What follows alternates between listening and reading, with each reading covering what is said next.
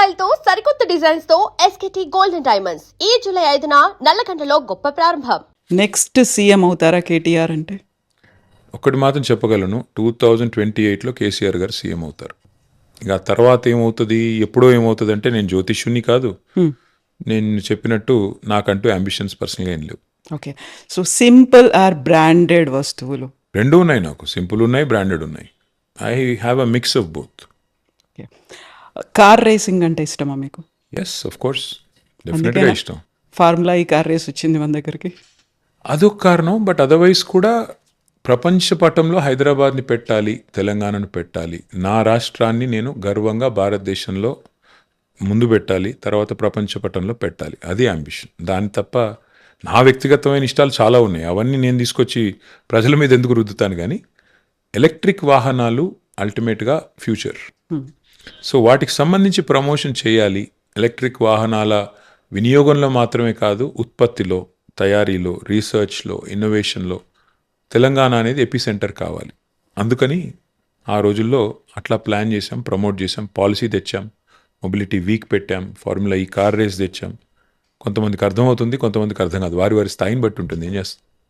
Role model అంటే ఎవరున్నారు? కేసీఆర్. ఇంకా డౌట్ ఎందుకు నీకు, ఇంకా వేరే వాళ్ళు ఎందుకు? నాకు ఇంట్లోనే అంత పెద్ద రోల్ మోడల్ పెట్టుకుని ఆయన మించి ఇంకేముంటుంది.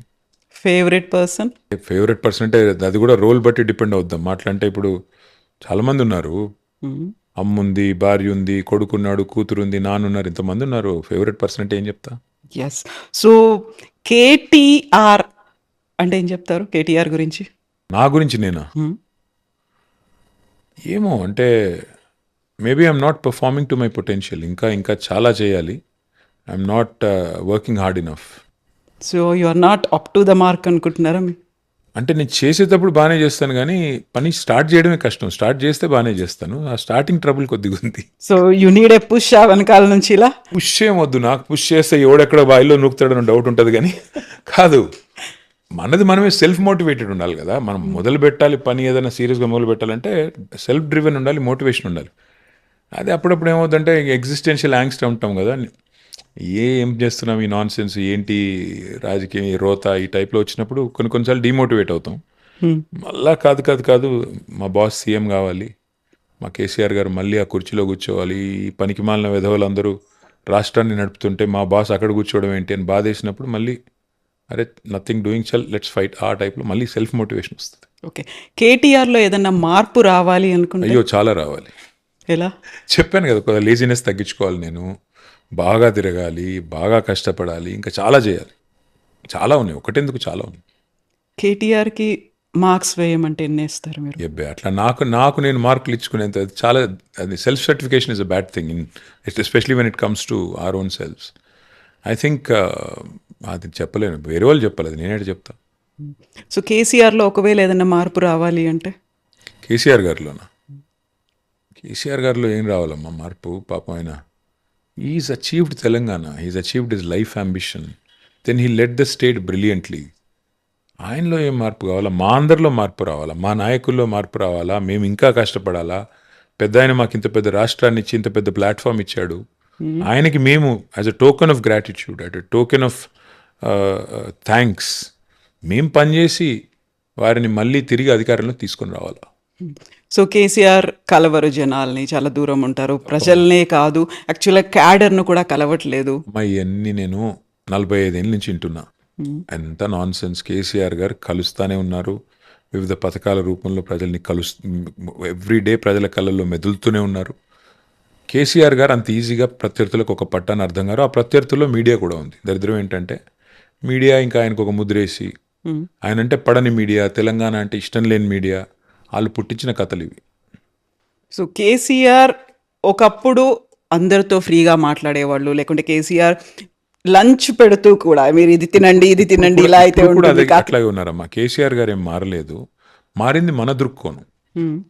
ఏమవుతుందంటే మీకు ఒక చిన్న ఉదాహరణ చెప్తాను. ఇప్పుడున్న ముఖ్యమంత్రి గారు 18 గంటలు కష్టపడుతున్నారంట, అందరినీ కలుస్తున్నారంట. మరి ఎందుకు అందరూ బూతులు తిడుతున్నారు ఆయన్ని? అందరినీ కలుస్తున్నారు, మరి ప్రజలు ఎందుకు అంత అసంతృప్తిగా ఉన్నారు? నేనేమంటానంటే ఒక నాయకుడికి షో ఆఫ్, పిఆర్ ఒకటే కాదమ్మా, యాక్చువల్గా హార్ట్ ఉండాలి, హృదయంలో ప్రజల పట్ల ప్రేమ ఉండాలి. అది లేనంత కాలం మిమ్మల్ని కొన్ని రోజులు ఈ మీడియా మేనేజ్మెంట్ విద్యలు, ఈ పబ్లిక్ రిలేషన్స్, ఇవి కొన్ని రోజులు డ్రామా నడుస్తుంది, ఎక్కువ రోజులు నడవదు.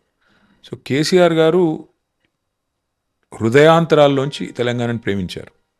తెలంగాణను ప్రేమించడమే కాదు, శ్వాసించారు, స్వప్నించారు, సాధించారు. That is KCR. ఒక మనిషి జీవితానికి అంతకంటే ఎక్కువ అవసరం లేదు. అంత సాధించిన తెలంగాణలో అద్భుతంగా 10 ఏళ్ల పాటు పరిపాలన అందించారు. ఇవాళ ఆయన కొంత రెస్ట్ తీసుకుంటున్నారు, తప్పేంటి? తీసుకొనివ్వండి. 2013లో కేసీఆర్ గారు నాకు ఇంటర్వ్యూ ఇచ్చినప్పుడు he was in tears, Yes. ఏడ్చారు, బాధపడ్డారు. అలాంటి మూమెంట్ కేటీఆర్కి ఎప్పుడైనా కొంచెం ఏడ్చినా బాధపడ్డా? చాలాసార్లు ఉన్నాయి, ఎందుకు లేవు? చాలాసార్లు ఉంటాయి. ఇట్లా పర్సనల్ లైఫ్లో ఎందుకు ఉండవమ్మా? ఫ్యామిలీని అటాక్ చేసినప్పుడు, పిల్లలని బాడీ షేమింగ్ చేసినప్పుడు, వ్యక్తిగతంగా మరీ దరిద్రమైన చండాలమైన లింకప్లు పెట్టినప్పుడు, ఒకసారి నా కొడుకు అడిగాడు నన్ను, మీ మీద వచ్చే ఈ రూమర్స్ తప్పన్నప్పుడు మీరు ఎందుకు వాటిని ఖండించరు అన్నాడు. ఏం ఖండించాలి, ఎంతకని ఖండించాలి? ఇది ఇట్లా ఇష్టం వచ్చినట్టు మాట్లాడుతున్నారు కదా, ఎందుకు ఖండించరు అన్నాడు. ఏం చెప్పాలి చెప్పు? ఒక్కసారి చెప్తాను, 2 సార్లు చెప్తాను, 3 సార్లు చెప్తాను ఇది నాన్ సెన్స్ అని. ఎన్నిసార్లు చెప్తావు? అవతల 1000 గొంతులతో దాడి చేస్తుంటే ఏం చేస్తావు? సరే కానీ నాన్ సెన్స్ అని చెప్పి వదిలేయాలి. ఇప్పుడు కనీసం అవతల ఏదైనా ప్రూఫో, ఎవిడెన్సో, ఏదైనా చేశాను తప్పండి అనుకుంటేనేమో మాట్లాడిన అర్థం ఉంది. ఎటు పడితే అటే మాట్లాడతారు, నోటికి ఎంత వస్తే అంత మాట్లాడతారు. ఏం చేయాలి? మీకు ఎప్పుడైనా ఒక ఛాన్స్ అనేది వచ్చింది, దాన్ని ఒకటి జరిగిన దాన్ని వైపౌట్ చేయాలి, దాన్ని మార్చాలి అంటే? చాలా ఉన్నాయి, ఒకటెందుకు? చాలా చాలా ఉన్నాయి. పొలిటికల్ లైఫా? చాలా ఉన్నాయి, చాలా ఉన్నాయి. అట్లా ఇంకొకటేం చెప్తాం కానీ they are many things which I would do differently if given a chance now. Many things. సి చాలా మంది చెప్తుంటారు I have no regrets in life అని. Everybody has regrets, they hide it. I do have regrets, I will do things differently. నాకు ఇప్పుడు మళ్ళీ తిరిగి టైంలో వెనక్కి వెళ్ళి కొన్ని మార్చుకుంటూ రావాలంటే మార్చుకుంటూ వస్తాను. కానీ ఆ రోజు ఆ నిమిషానికి అది కరెక్ట్ అనిపిస్తుంది మనం చేసింది. ఎగ్జాక్ట్లీ. ముందుకు వచ్చిన తర్వాత వెనక్కి చూస్తే రియర్ వ్యూ మిర్రర్లో అన్ని క్లియర్ కనబడతాయి. కాబట్టి ఆ క్లారిటీ మనకు ఉండాలి. సరే మనిషి అన్నాక తప్పులు చేస్తాము, పొరపాట్లు చేస్తాము, భవిష్యత్తులో చేయకూడదు అనుకుని నడవాలి.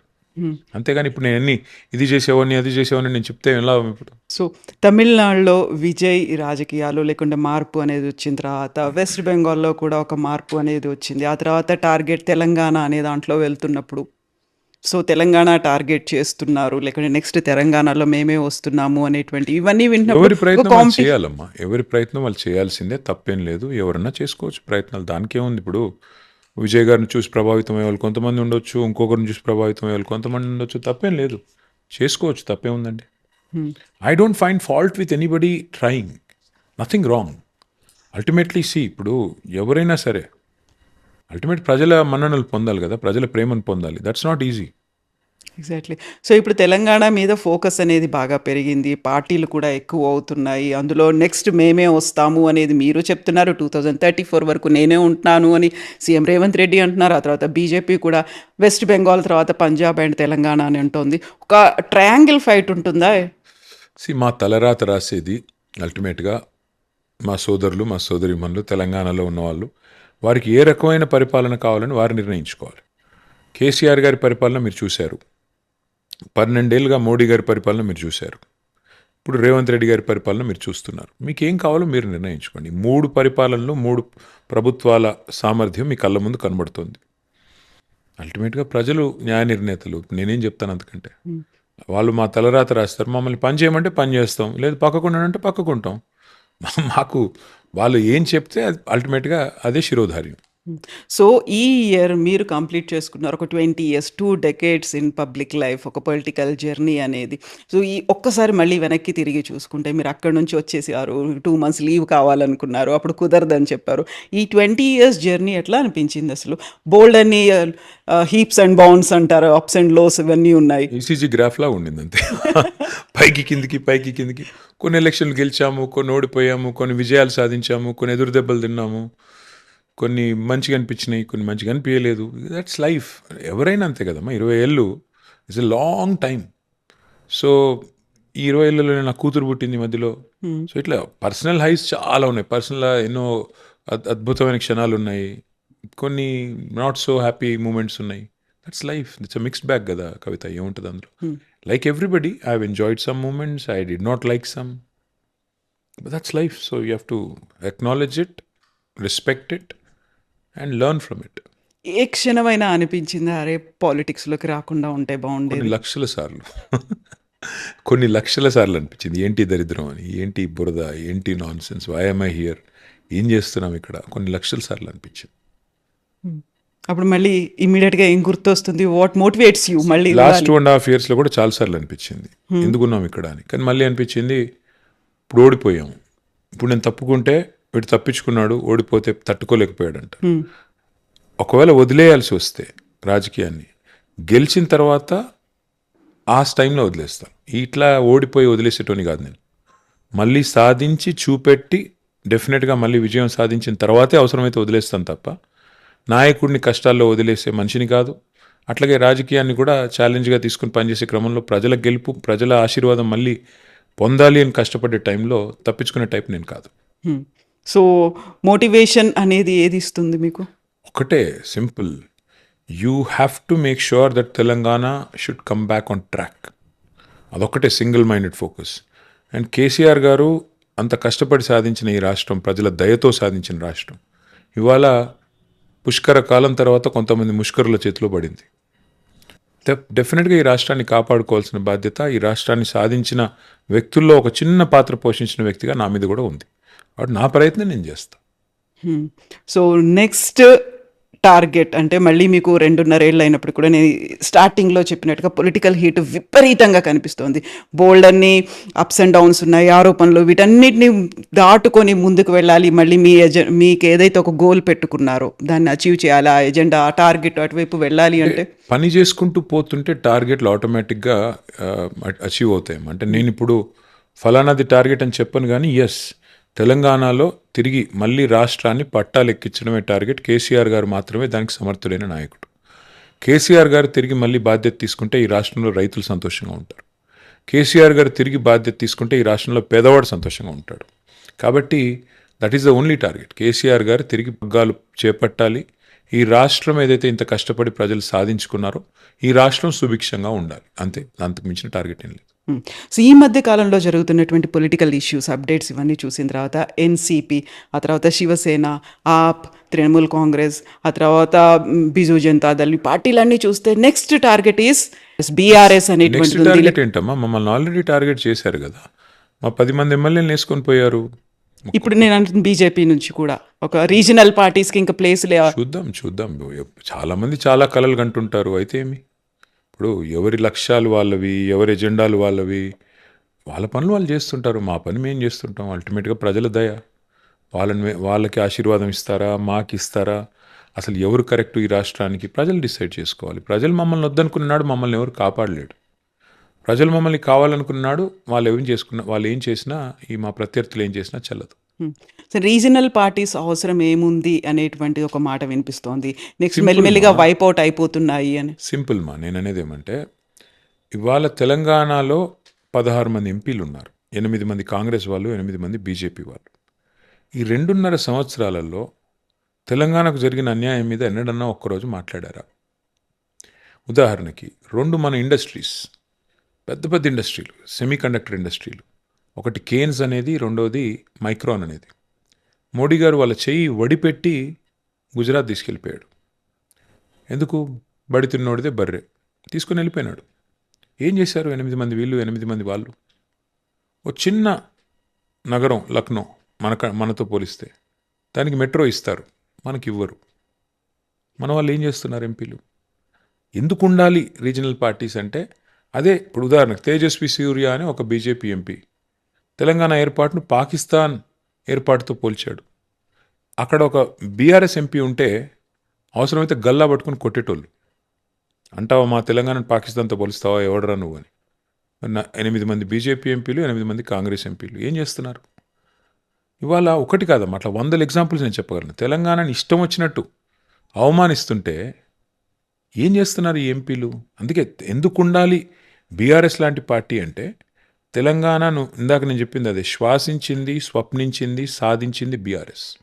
మా డిఎన్ఏ తెలంగాణ, మా జెండా తెలంగాణ, మా ఎజెండా తెలంగాణ, మా నాయకుడి లక్ష్యం తెలంగాణ. అలాంటప్పుడు మాకంటే తెలంగాణని ప్రేమించే వాళ్ళు ఉంటే తప్పకుండా స్వాగతిస్తాం.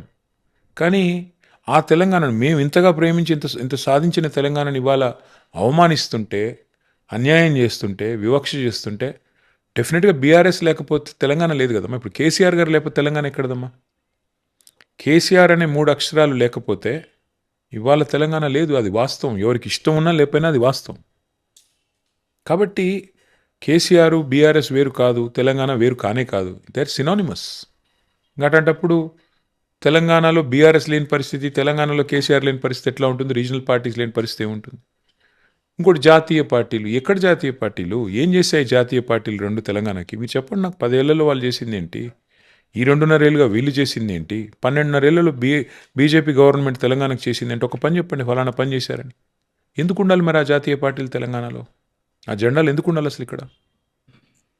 ఈ ఎలక్షన్స్ రాబోయేటువంటి అసెంబ్లీ కావచ్చు, పార్లమెంట్ ఎలక్షన్స్ వరకు బీఆర్ఎస్ స్ప్లిట్ అవుతుంది అనేటువంటి ఒక మాట ప్రతిసారి అది వినిపిస్తుంది. కలలు వారికి ఉంటాయి. ఎవరో కలగంటున్నారు అట్లా అవుతుందని. ఏదో జరిగిపోతుంది. ఎందుకు అవుతుంది? ఏం అవసరం ఉంది మాకు? మా పార్టీ పటిష్టంగా ఉంది, పని చేసుకుంటూ పోతున్నాం. మాకు నాయకుడు ఉన్నాడు, నాయకత్వం ఉంది, మా క్యాడర్ ఉంది, బ్రహ్మాండంగా ప్రజల్లో ఆదరణ ఉంది. అట్లాంటప్పుడు మాకేం కర్మ? ఏదో జరగాలి, ఏదో అది విష్ఫుల్ థింకింగ్. ఎవరికో ఏదో కోరికలు ఉన్నాయి, ఏదో జరగాలి అని. దానికి నేనేం చేయగలను? ఎవరేం చేయగలరు? సో బీఆర్ఎస్కి ప్రజల్లో ఇంకా ఆదరణ లేకుంటే మేము మిస్ అయిపోయాము, మళ్ళీ తిరిగి రావాలి అనేది చూస్తారు కదా. Our come back is going to be greater than the small set back. It will be a great come back. ఒక తుఫాన్ లాగా మళ్ళీ బీఆర్ఎస్ వస్తుంది, మీరు చూడండి. Yes, thank you so much. Thank you Kavitha. And best wishes. 20 years complete అయినందుకు congratulations to you. Thank you. Thank you. Thank you.